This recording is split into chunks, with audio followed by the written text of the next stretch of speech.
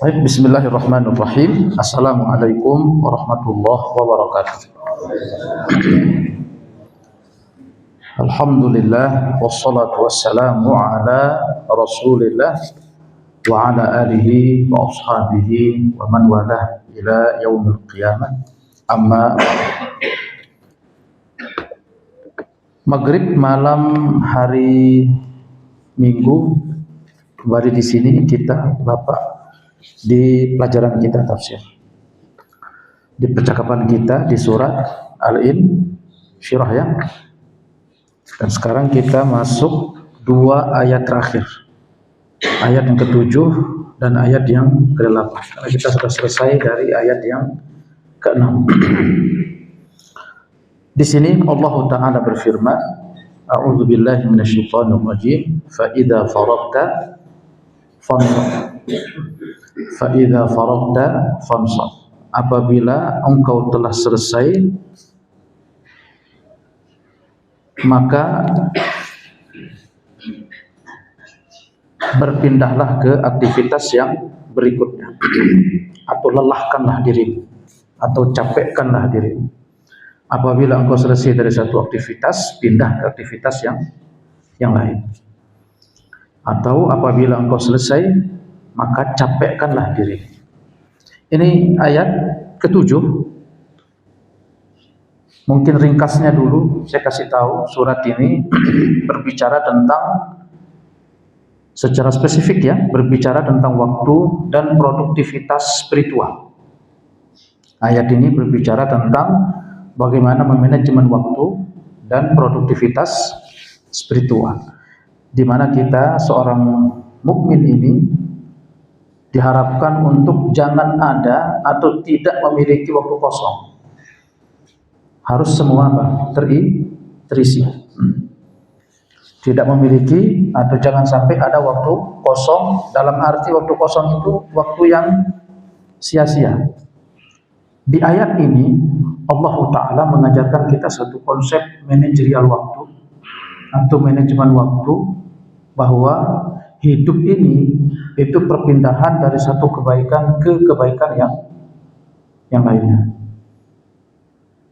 Tapi mungkin cukup berat ya. Artinya kalau nggak lagi sholat ya puasa, kalau nggak lagi puasa ya zikir, kalau nggak lagi zikir ya cuma orang sakit, nggak cuma orang sakit ya lagi tahiyatul masjid ya lagi ngaji. Berat nggak ya? Berat kayaknya ya. Iya. Apalagi kita yang kaum kota ini harus beraktivitas, harus kerja untuk memenuhi kehidupan sehari-hari.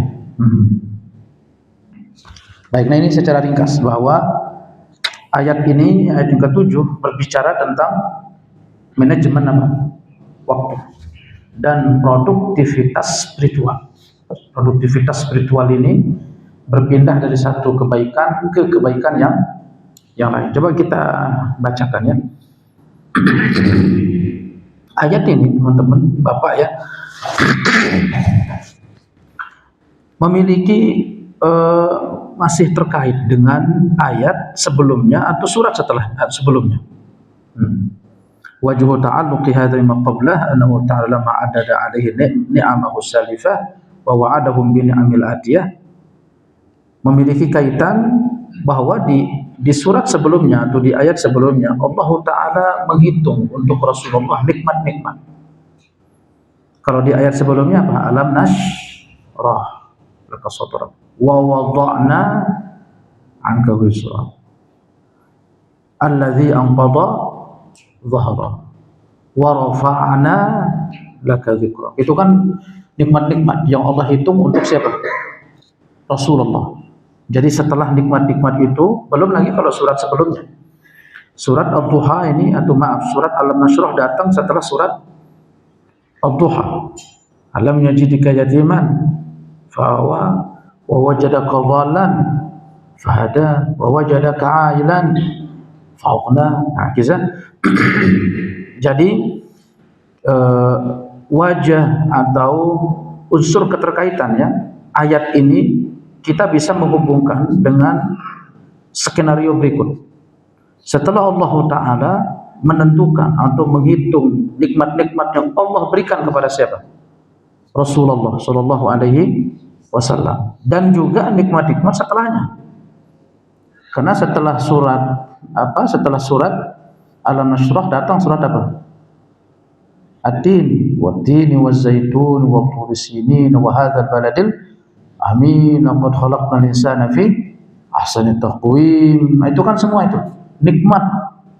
Jadi bisa kita bilang surat ini berada di antara dua karunia atau dua nikmat yang Allah hitung, yang Allah rinci untuk siapa? Rasulullah. Ala jarama ba'athahu ala syukri wal ijtihad. Maka memastikan itu untuk beliau menyambutnya dengan apa? Dengan wajibnya syukur dan bersungguh-sungguh di dalam apa? Beribadah. Berarti kalau di sini kita tangkap secara tafsir, fa idza faraqta fansab ini salah satu unsur penting di dalam kita mensyukuri nikmat Allah. Berarti kalau ada yang nanya, bagaimana cara kita mensyukuri nikmat, Ustaz? Dapat nikmat itu satu, mensyukurinya. Mensyukurinya setelah apa? Bersungguh-sungguh di dalam ibadah. Bersungguh-sungguh dalam ibadah. Ya tentu ibadah di sini ya dalam cakupan konteks umum. Ya baik yang sunnahnya, apalagi yang wajibnya. Kalau wajib kan mesti wajib kita untuk apa? Menegakkan. Faqala fa idza faraqta fansab ay fata. Jadi paham teman-teman? Jadi keterkaitan ayat ini itu dalam bentuk bahwa ini unsur penting seseorang dalam mensyukuri nikmat sebelum dan setelahnya. Dalam konteks ini tentu secara spesifik ditujukan untuk siapa? Rasulullah Shallallahu Alaihi Wasallam, dan bersungguh-sungguh di dalam ibadah. Nah, itu tadi yang saya katakan manajemen waktu dan produktivitas apa? Spiritual. Ya mestinya ya kalau kita misalkan memandang majelis ilmu itu ibadah, ya mestinya harus apa? Bersungguh-sungguh. Kalau kita melihat misalkan sedekah itu ibadah, ya harus apa? Bersungguh-sungguh. Ya tapi kita belum masuk kayaknya di kategori ini ya. Lebih kalau kita itu apa? Setengah-setengah gitu. Ya tapi diterima.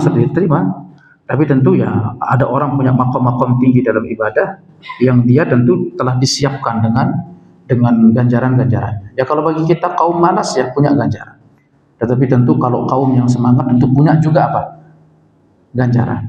Kaum santai ya punya ganjaran. Tetapi kaum yang sungguh-sungguh juga punya apa?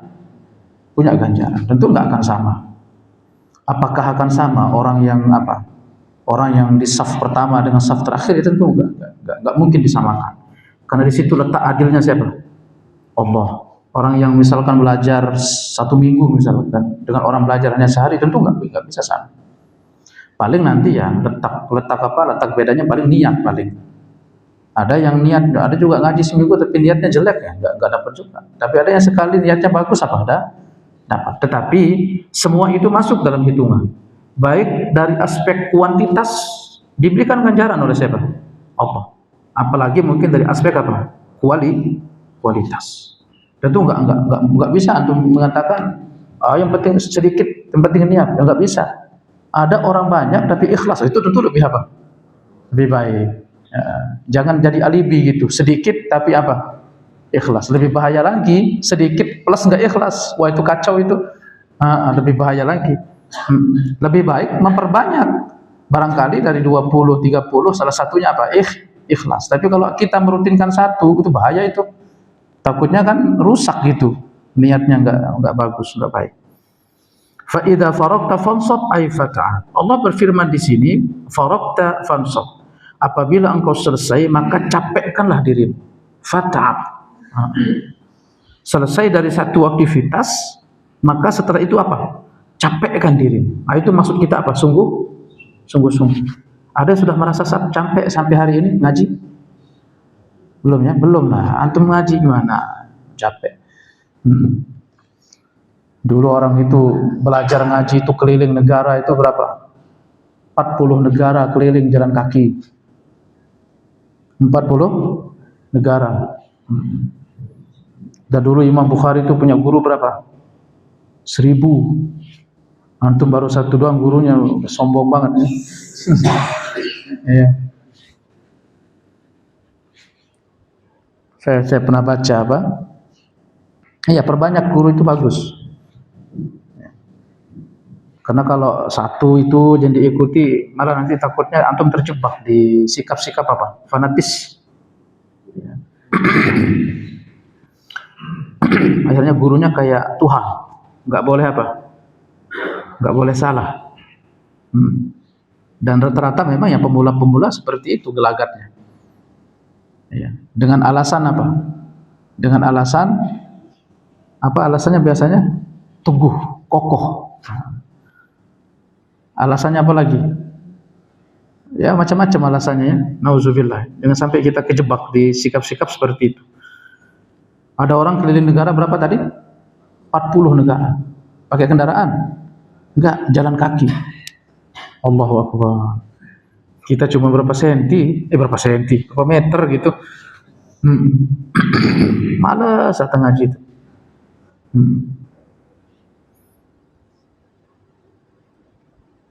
Ya ini yang akhir zaman ya. Akhir zaman, orang yang mengklaim dirinya berilmu, tapi ilmunya didapat dari mana? Didapat dari mana? Dari potongan-potongan YouTube, potongan-potongan ceramah. Sudah dibilang dirinya apa?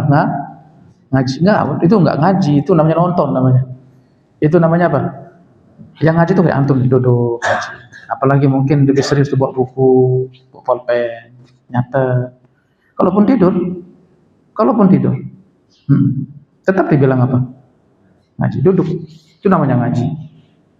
Kalau yang di HP itu apa namanya? Jangan antum bilang, saya lagi ngaji. Enggak, lagi nonton itu.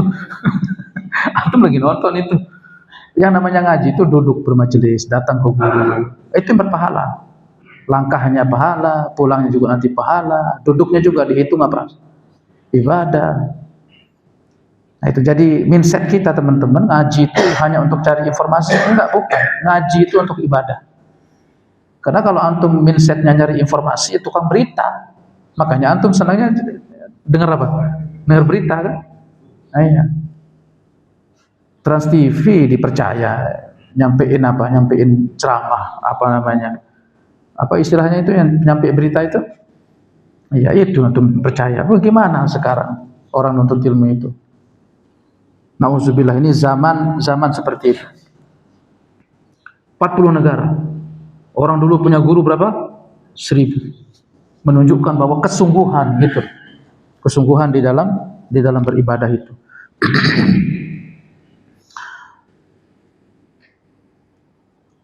Disebutkan nasaba yansibuh. Nah, fansab itu asal kata nasaba yansibuh.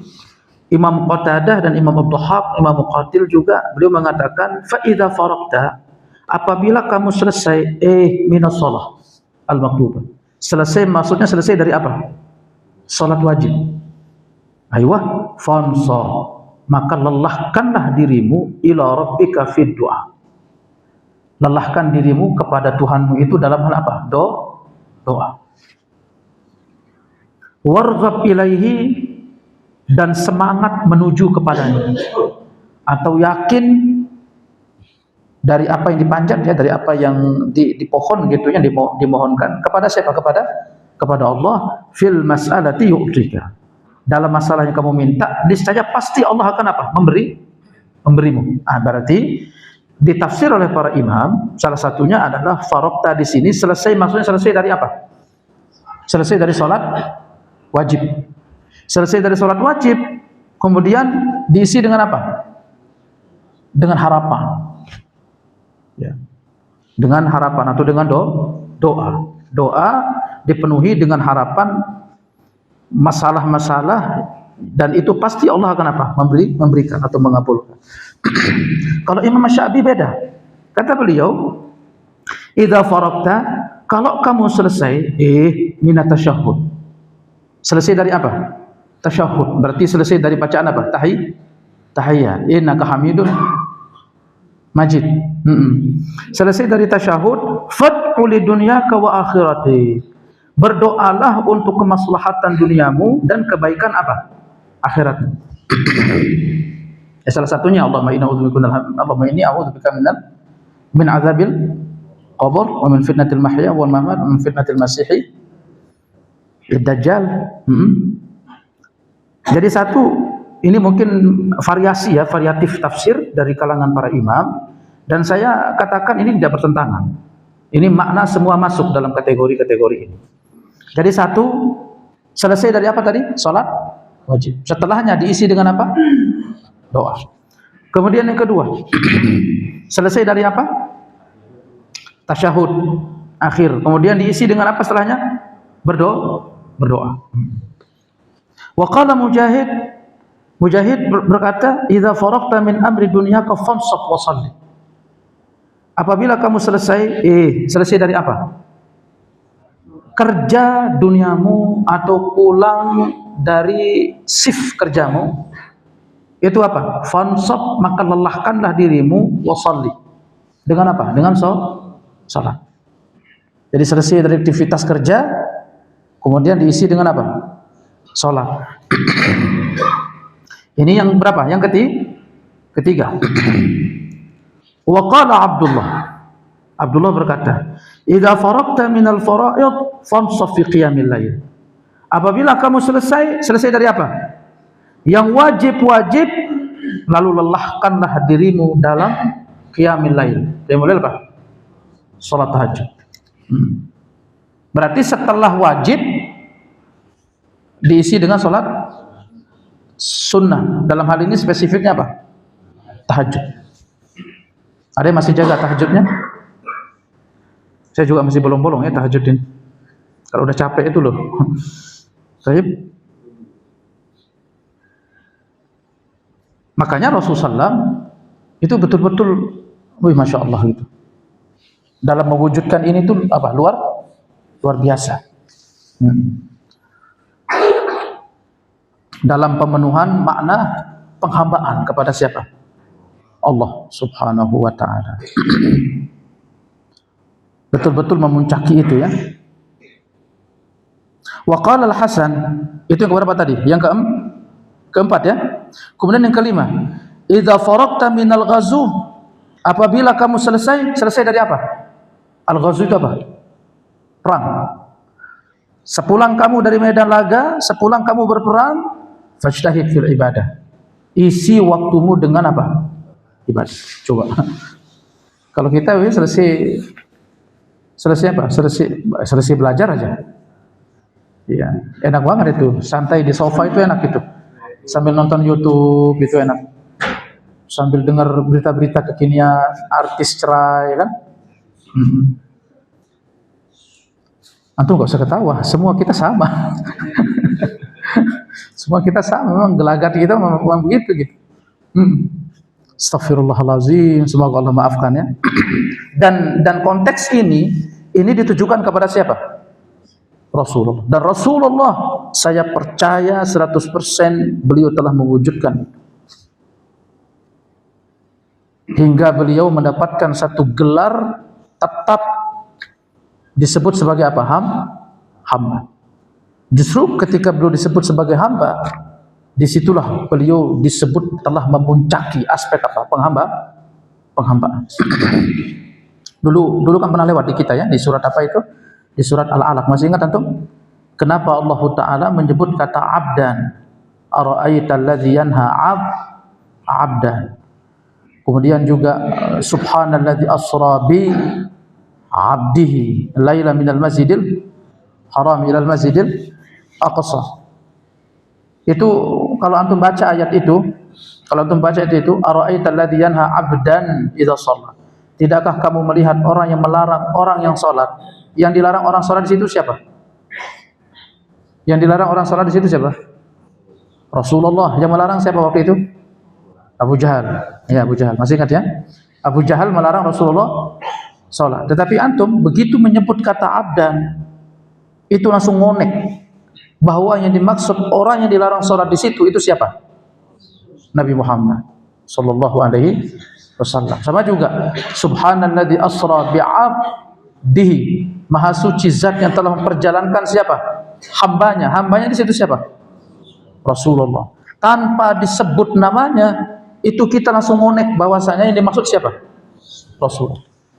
Justru beliau itu terkenal dengan penyebutan apa? Hamba. Kalau kita ya kebalik, ya berarti ada satu hal yang harus kita penuhi. Kita ini hamba Allah, tetapi rasa-rasanya kita masih jauh dari hakikat penghambaan kepada siapa? Allah. Jangan terlalu percaya diri ya. Kalau belum keliling 40 negara untuk ilmu, jangan terlalu apa? Jangan terlalu percaya diri. La ilaha illallah. Apa? Iya, saya pernah ceritakan ada seorang ulama namanya Isa, waktu itu dipanggil Syekh Isa. Itu pernah pergi menuntut ilmu ke Bushang namanya. Dan itu panjang gitu, jauh gitu. Dan beliau berkomitmen, berazam untuk ketika beliau belajar atau menuntut ilmu, tidak boleh untuk menuntut ilmu atau ketika berangkat itu menggunakan kendaraan. Itu haram hukumnya. Karena menuntut ilmu pakai kendaraan itu termasuk su'ul adab, kurang ajar kepada siapa? Rasulullah sallallahu alaihi wasallam. Makanya waktu itu di tengah jalan, dia jalan sama anaknya. Dan anaknya itu ketika mau berangkat ngaji, berangkat belajar, itu bawa kitab. Bapaknya, ayahnya bawa bekal. Anaknya karena nggak bawa sesuatu, tangan kananmu mana? Kemudian diisi dengan batu. Tangan kirimu mana? Diisi dengan batu. Jadi anaknya jalan itu sambil ngangkat bawa apa? Batu. Itu nggak boleh dilepas. Ditanya sama anaknya, kenapa harus saya melakukan ini? Supaya kamu tahu rasa lelah dan capeknya orang apa? Belajar. Bahwa untuk mencapai kesuksesan dan bisa belajar itu nggak bisa dengan apa? Santai-santai. Makanya kelihatan kalau orang yang serius belajar itu kelihatan. Kesungguhan itu kelihatan. Tatapannya, duduknya, itu apa? Kelihatan. Tapi kalau masih lihat-lihat ustaz begini-gini, ya kan? Ya, apalagi dia sama ustaz nunduk lagi gini kan? Gitu. Kelihatan yang mana yang apa? Sungguh-sungguh. Tapi kalau sungguh-sungguh dilihat sama ustaz, dilihat lagi gitu. Tatap-tatapan dia. Kelihatan. Subhanallah. Akhirnya waktu anak itu capek, Pak. Akhirnya dia tuh kesempoyongan jalannya. Ditanya sama bapaknya, "Kamu kenapa?" Karena ayahnya itu tegas. Dia bilang apa? "Enggak ada apa-apa, ayah. Saya masih kuat." Dia tetap jalan sampai dia ambruk, duk, jatuh dia. Kata bapaknya apa? Itu buang batu satu. Buang satu. Satunya masih apa? Masih di bawah. Tapi tangannya itu nggak boleh dilepas. Tetap posisi seperti apa? Seperti ini. Dia jalan. Ambruk lagi di ujung. Buang lagi satu, baru dibuang. Anak ini karena sudah saking capeknya ya, anak-anak gitu. Masih ukuran SD lah mungkin. Akhirnya apa? Akhirnya anak itu ambruk, nggak bisa jalan. Lalu seluruh perbekalan dibawa sama bapaknya dan anak ini dipikul sama siapa? Ayah. Sambil jalan untuk apa? Ilmu. Dia ketemu sama falahin itu apa ya? Petani lah gitu. Dia ketemu sama petani di tengah jalan. Kata petani itu karena dia kenal, Syekh Isa dipanggil. Syekh, ikut sama kami. Kami ada alat bajak ini. Silakan kalian ikut ini. Kami antar sampai ke Bushang. Kasihan sekali bawa anak sambil apa? Jalan. Itu dia langsung nangis itu. Dia bilang apa? Ma'azallah, aku berlindung kepada Allah menuntut hadisnya Rasulullah sallallahu alaihi wasallam dengan menggunakan kendaraan. Karena aku harus datang belajar menuntut hadisnya Rasulullah itu dengan apa? Jalan kaki. Itu bentuk adab sama siapa? Rasulullah sallallahu alaihi wasallam. Oke teman-teman, begitu cara orang menghormati apa? Menghormati ilmu. Ya, baik. Harus apa tadi? Bercapek, berlelah. Selesai dari satu aktivitas apa tadi? Selesai dari perang, bersungguh-sungguh dalam hal apa? Ibadah. Ini pendapat yang keberapa? Kelima ya. Wa qala Ali bin Abi Thalhah. Ali bin Abi Thalhah beliau mengatakan, "Idza kunta sahiha fansab." Apabila engkau dalam keadaan sehat, capekkanlah dirimu. Ai ij'al faraghaka nasaban fil ibadah. Jadikanlah waktu luangmu itu tempat untuk engkau berlelah, bercapek-capek di dalam ibadah. Tidak boleh ada kosong waktu itu dengan sesuatu yang apa? Sia-sia. Ini tadi bahasa saya, ini ayat luar biasa. Bagaimana perhatian Islam terhadap apa? Terkait dengan waktu. Bagaimana kita manajemen waktu dan bagaimana kita memandang produktivitas apa tadi? Spiritual. Agar kita terus berada dalam nuansa spiritual itu. Oke?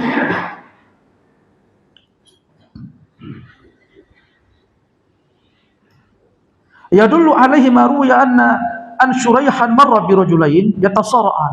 Yang keenam ini itu ditunjukkan oleh satu riwayat, ya, Syuraih itu pernah beliau lewat di depan dua orang. Dua orang lagi ketengkar. Dua orang lagi apa? Lagi ketengkar, lagi duel gitu. Lagi duel. Faqala al-fariqu ma umira bihadza. Orang yang mengosongkan itu tidak diperintah dengan ini. Berarti dia sudah mengisi waktunya dengan hal yang apa? Sia-sia. Duel loh, itu duel dalam hal apa namanya, duel gitu, apalagi kalau yang lebih dari duel, apa, nonton apa segala macam. Bahwa Allah Ta'ala berfirman, fa idza faraghta fansab. Apabila engkau selesai maka capekkanlah apa? Dirimu. Berarti kalau yang keenam ini lebih ini lagi, lebih apa namanya, lebih ketat lagi, bahwa tidak boleh ada celah dari waktumu itu terisi dengan apa? Terisi dengan hal yang sia-sia. Berat nggak? Kayaknya berat ya. Ya jangan kan antum, ustaz juga berat lah. Memang ustaz ceramah mulu kan ada waktu-waktu apa? Waktu-waktu kosong gitu. Wa bil jumlah fal ma'na an yuwassila baina ba'd al ibadat wa ba'd wa alla yukhalliya waqtan min awqati minha fa idza faragha min ibadatin atba'aha bi ukhra. Intinya secara ringkas, secara jumlah, secara keseluruhannya, makna ayat ini adalah menyambung antara satu ibadat dengan satu apa? Ibadat. Dan jangan mengosongkan satu waktu dari waktu-waktunya. Apabila telah selesai dari satu ibadah, diikuti dengan ibadah apa? Berikutnya. Jadi itu teman-teman di ayat yang keberapa ini? Ayat yang ketujuh. Ayat yang ketujuh. Jadi ada beberapa penekanan di situ. Kita tadi sudah sudah kita bahas. Salah satunya tadi apa tadi? Secara ringkas saya mengatakan bahwa ayat ini memerintahkan kita untuk bagaimana memanajemen apa? Waktu, perhatian dengan waktu, dan bagaimana memproduktivitas spiritual ibadah kita agar konsisten di atas itu, agar terus di nuansa-nuansa apa? Ibadah. Kemudian kita juga tadi lewat apa? Penekanan definisi apa? Definisi fansab. Itu tadi jadi berapa pendapat? Jadi 6. Jadi kalau bahasa saya, ini satu teori atau konsep. Kita diajarkan untuk jangan sampai, atau untuk apa? Untuk di waktu itu tanpa jeda. Tidak boleh ada apa? Tidak boleh ada jeda. Bayangkan, berat nggak agama ini? Berat nggak? Berat. Enggak, kitanya aja yang nggak tahu cara mengelolanya gitu. Kalau orang yang sudah terbiasa, memang dia nggak berat apa. Dia nggak berat. Orang Imam Ibnul Qayyim itu, Imam Nawawi itu beliau dalam sehari itu membaca kitab atau ngajarin itu 12 kitab. Belum lagi dengan ibadah-ibadah yang lainnya. Makanya beliau itu sampai beliau memahami ayat-ayat begini tuh, beliau nggak berani untuk tidur. Beliau itu kalau capek, beliau istirahat di tumpukan kitab. Sebentar, nulis lagi. Imam Bukhari rahimahullah, itu beliau harus bangun dari tempat tidurnya 50 kali. Antum berapa kali bangun? Enggak pernah bangun kan? Kecuali jam berapa? Beliau bangun tidur 50 kali. Karena kenapa? Karena beliau merasakan tempat tidurnya itu bak neraka. Antum Allah, kita harus nyaman kalau apa? Kalau kita tidur gitu. Apalagi kalau tidur di atas kasur yang empuk gitu. Itu Imam Bukhari bangun nulis, tidur lagi bangun nulis. Berapa kali? 50 kali. Saya rasa itu kayaknya orang yang nggak tidur kayaknya memang itu. Ya kalau misalkan dia 50 kali bangun tidur seperti itu. Dan itu nyatet apa? Nyatet nulis kan? Itu namanya orang serius itu begitu. Ya kalau kita memang kaum santai memang gitu. Ya Tuhan itu Maha Penyayang. Nanti kita masuk surga, diampuni oleh siapa? Tuhan. Qala Allah, man qala la ilaha illallah dakhala al-jannah. Siapa yang mengucapkan la ilaha illallah pasti masuk apa? Surga. Ya udahlah gitu, santai aja gitu kan. Maksiat sesekali lah enggak apa-apa gitu. Allahu akbar. Iya. Itu gelagat-gelagat hidup kita jelek ya. Jadi kalau bahasa saya selain tadi produktivitas spiritual, kalau saya apa? Waktu tanpa jeda. Oleh karena itu, mungkin konsep ini mungkin perlu kita jembatani ya, supaya bagaimana caranya mungkin untuk kita untuk mewujudkan makna berhenti dari satu aktivitas pindah ke aktivitas yang lain. Kayaknya berat banget gitu. Apalagi bagi kita kaum yang bekerja nyari pejuang rupiah yang yang didorong oleh istri untuk selalu bekerja untuk beli skincare ya kan. Ya, antum ya selamat datang sebagai budak siapa? Istri gitu ya. Enggak budak lah ya. Tapi intinya kan kita kerja gitu beraktivitas. Belum lagi nanti untuk untuk bayar SPP anak lah, belum lagi biaya shopping istri lah. Ya istri juga capek Ustaz, iya, kita tahu capek. Sama-sama capek. Istri juga nyuci di rumah, ya kan? Sekarang pertanyaan saya, bagaimana cara untuk mewujudkan ini gitu?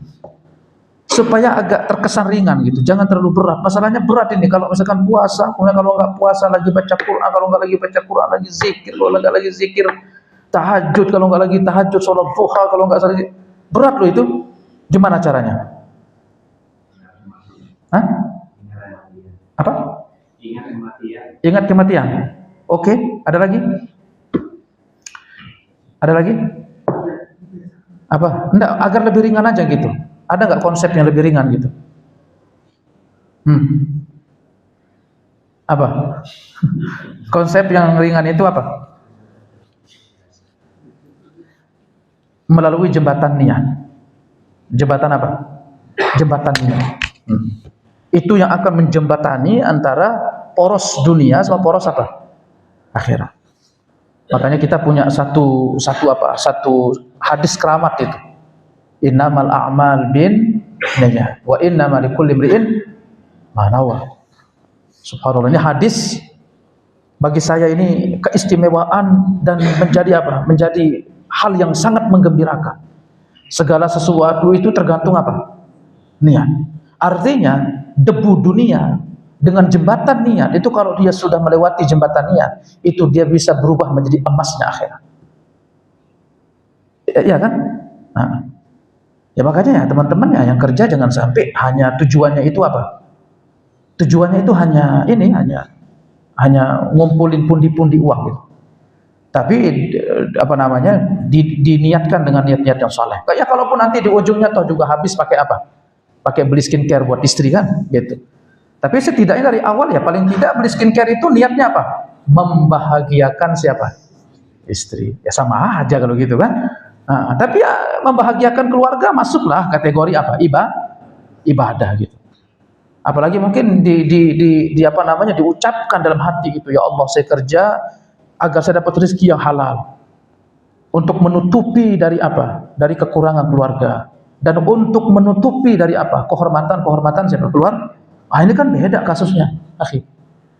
Nah kalau saya menyebutnya jembatan niat, atau mungkin lebih agamisnya lagi zikir tafakkur. Zikir tafakkur. Alkimia niat atau alkimia tafakkur. Bagaimana kita mampu untuk mengaktifkan niat ini untuk selalu diarahkan pada hal-hal yang bermakna ketaatan. Ya kita ada rezeki sedikit, kita pakai beli bensin pergi belajar. Kesungguhan itu Allah Subhanahu wa taala akan lihat, akan nilai gitu. Ya Allah, kalaupun kita sibuk gitu. Makanya saya waktu itu agak terjun gitu. Ada lihat mama-mama waktu itu jual cendol.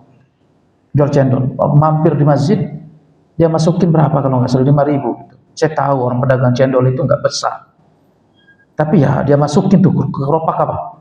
Amal. Jadi dia celinguk gitu. Dia masukin ke mana? Ke keropak amal. Kemudian dia pergi gitu. Mungkin ada satu isyarat mungkin bahwa ya Allah, aku sibuk gitu. Tapi setidaknya mungkin uang yang aku hasilkan ini 5.000 mungkin bisa berjalan untuk aktivitas apa? Agama yang ada di sini. Nah, kalau kita lihat dari sudut pandang itu kan besar.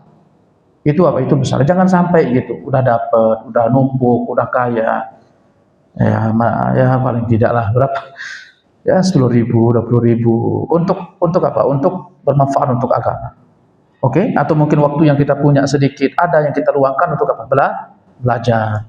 Jenguk orang sakit, mendatangi orang tua, atau mungkin silaturahim ke siapa? Ke tetangga. Ahlan, kita memiliki itu. Atau mungkin ada waktu luang, misalkan apa? Diisi dengan hal positif lah intinya. Jangan sampai berpindah kepada hal yang apa? Negatif. Ini saya sebut apa? Jembatan apa? Jembatan niat. Ya taruhlah mungkin aktivitas kita yang disebut istirahat, misalkan apa? Tidur saja. Tidur itu kan bisa kita sulap itu. Untuk jadi apa? Jadi ibadah gitu. Bagaimana caranya? Ya niat tidurnya untuk apa? Iya, apalagi mungkin cepat tidur itu kan niat ya Allah supaya nanti saya cepat bangun sholat apa? Nah itu. Jadi kita isi setelah selesai dari ibadah, isi dengan aktivitas yang bisa jadi porosnya duniawi, tetapi bisa berubah menjadi apa? Emasnya apa? Akhirat. Ya tinggal di sini. Nah mungkin barangkali kalau kita pemalas ini mungkin bisa melakukan itu. Karena kalau mengikuti ulama-ulama dulu itu aduh berat itu.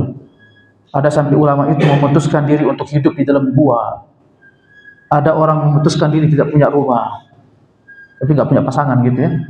Mereka itu memang memutuskan diri untuk apa? Perjalanannya itu tidak ada yang diarahkan kecuali satu langkah itu mesti harus pulang kepada siapa? Allah Ta'ala. Nah, itu kan berat masalahnya. Kita kan ada tanggung jawab. Ada siapa? Ada keluarga.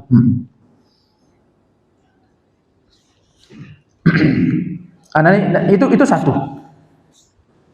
Kemudian kedua, agar lebih tersadar itu bahwa kita ucapkan di dalam hati itu apa? Setelah ini apa? Nah, itulah fa idza faragta fansab. Jadi aktif untuk selalu menanyakan diri gitu. Agar nanti kalau melenceng dikit, aduh salah ini ya Allah. Cepat-cepat apa? Istighfar. Kalau anak-anak muda ya nggak jauh-jauh ya. Nongkrong sama temannya di mana? Di warkop, warung apa? Warung kopi. Apalagi sambil ditemani sama apa namanya? Ya, sama kopi ya pastilah warung kopi. tapi yang kalau yang biasa di kafe itu biasanya apa?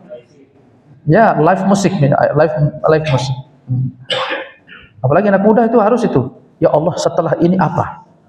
Setelah saya sholat ini kemana? Ketemu sama ibu kan di rumah kan? Ngobrol sama ibu, sama orang tua ngobrol. Ngantuk mata. Mau apa? Mau tidur.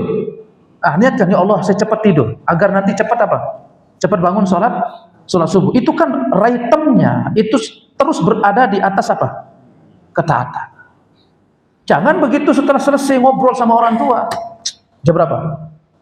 Jam 10 malam. Halo gengs, misal gitu kan. Kita biasanya begitu kan. Akhirnya pergi nongkrong kemana? Ngebolang ke sana kemari. Ya kalau yang tua-tua mungkin apa kalau yang tua ya? Ya, kayaknya lebih selamat lah kalau yang tua ya. Ya, karena mau keluar juga mau ngapain juga kan. Udah ingat umur kita kan. Ya, terutama yang anak-anak muda gitu. Tapi enggak juga. Ada juga orang tua kadang ngobrol di pos ronda sampai jam berapa itu? Kadang ngalor ngidul pembicaraan gitu. Ujung-ujung nanti pembicaraannya apa? Poligami gitu kan. Nah, biasalah kalau orang tua itu kan. Oke, seperti itu. Jadi kita bisa mengaktifkan struktur kata tadi itu. Fa idza faragta fansab. Ya Allah, setelah ini apa? Nah, ini untuk mengingatkan diri ya. Ya, kalau yang ketiga kata mereka ahli-ahli yang mengatakan apa? Coba untuk membuat daftar amalan apa? Amalan cadangan. Ya. Agar apa? Agar betul-betul apa namanya? Ya itu tadi ya, Bapak Ibu ya, bahwa kadang kita itu ada waktu itu merasa kosong gitu. Ketika pekerjaan sudah apa? Sudah selesai. Nah sekarang ya bagaimana untuk membuat amal apa? Cadangan gitu, untuk jangan sampai terkesan kosong. Kemudian yang keempat, itu yang ketiga ya. Ada yang catat? Ada yang catat? Jadi satu tadi apa satu? Jembatan apa? Niat. Atau kalau bahasa saya apa? Zikir tafakkur. Itulah dulu yang mengantarkan salafus saleh itu luar biasa. Itu yang menjadikan waktu mereka itu betul-betul padat dengan aktivitas. Fikirnya itu aktif dan juga geraknya itu apa? Aktif. Dalam apa? Semua diarahkan kepada Allah. Kalau zikir tafakkur banyak itu. Dulu Ibnu Mubarak rahimahullah, itu ada orang-orang bertanya tentang imamnya, ini yang menjadikan Ibnu Mubarak ini istimewa apa sih gitu. Beliau jihad, kita juga jihad. Beliau puasa, kita juga apa? Puasa. Beliau sholat juga, kita juga apa? Tapi ternyata ada satu kejadian yang waktu itu apa namanya, di malam hari mereka lagi lagi santai menyantap ria makanan. Tiba-tiba dep, mati lampu. Bukan mati lampu ya sayang ya, bukan. Ini mati apa? Mati lampu gitu. Mati lampu, dep, mati. Kemudian orang-orang, tidak lama sekian detik dari matinya lampu, itu tiba-tiba nyala, tak nyala. Subhanallah. Itu orang, dia baru sekian detik mati, itu langsung matanya apa? Sembang. Dan janggutnya apa? Basah. Ditanya sama orang, kamu kenapa kok nangis gitu? Ini kita lagi makan ini gitu. Kamu ketakutan? Apa kata imam? Iya, aku ketakutan. Gelapnya sebentar tadi, itu aku seolah merasa sedang berada di dalam kuburan. Itu kan luar biasa gitu. Antum mati lampu, biasa aja mati lampu gitu. Ya paling ngisi apa? Ngisi token, selesai perkara gitu kan. Gitu kalau kita. Kemudian yang keempat teman-teman, ini terakhir ya. Nanti kita sambung lagi. Fa idza faraqta fansab. Bisa mengaktifkan apa? Menjaga keseimbangan antara ritual dengan apa? Dengan sosial. Karena sosial itu juga ibadah semuanya. Antum aktif di masjid, aktif di kajian, aktif ngundang ustaz, aktif pokoknya apa? Hal-halnya apa? Berbau apa? Sosial. Jenguk orang sakit, terlibat di orang meninggal. Terkait dengan apa? Sosial. Supaya waktu itu betul-betul padat dengan apa? Aktivitas. Bukan hanya konteks spiritual dalam arti ibadah, mahdhah gitu, sholat atau segala macam. Tapi bisa diisi dengan apa? Aktivitas itu. Ya, orang-orang yang paling dekat dengan kita ya keluarga kita, istri, mertua, ibu dan segala macam. Sambung hubungan dengan mereka. Nah, setidaknya dengan 4 ini kita bisa mengaktifkan tadi fa idza faraqta fansab, dan itu mungkin terkesan lebih apa? Lebih ringan. Kita tunggu episode berikutnya. Wa ila rabbika farghab. Ini lebih dahsyat lagi. Ya, lebih dahsyat lagi. Wallahu a'lam bishawab. Nanti kita ketemu lagi di pelajaran kita berikutnya di 1 bulan depan. Baik. Yang hadir semoga selalu diberikan kesehatan, diberikan afiat. Kita tutup dengan sama-sama baca doa kafaratul majelis. Subhanakallahumma wa bihamdika asyhadu an la ilaha illa anta astaghfiruka wa atubu ilaik. Assalamualaikum warahmatullahi wabarakatuh.